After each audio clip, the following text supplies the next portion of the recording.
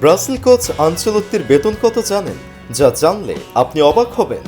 জাতীয় দলের কোচদের মধ্যে সবচেয়ে বেশি বেতন পাওয়া 5 কোচদের দেখে নিন। পঞ্চম অবস্থানে রয়েছেন পর্তুগালের কোচ রবার্তো মার্তিনেস। তার বেতন বছরে $45 লাখ, যা বাংলাদেশি টাকায় 54,67,00,000 টাকার সমান। চতুর্থ অবস্থানে রয়েছেন জার্মানির কোচ ইউলিয়ান নাগলসমান।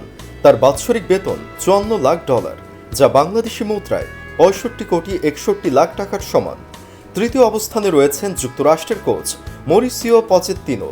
তার বাৎসরিক বেতন প্রায় $60 লাখ, যা বাংলাদেশি মুদ্রায় 72,90,00,000 টাকার সমান। দ্বিতীয় অবস্থানে রয়েছেন ইংল্যান্ডের কোচ টমাস টুখেল। তার বাৎসরিক বেতন $67 লাখ, যা বাংলাদেশি মুদ্রায় 81,40,00,000 টাকার সমান।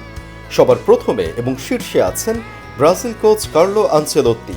তার বাৎসরিক বেতন প্রায় $1,11,00,000, যা বাংলাদেশি মুদ্রায় 134,86,00,000 টাকা।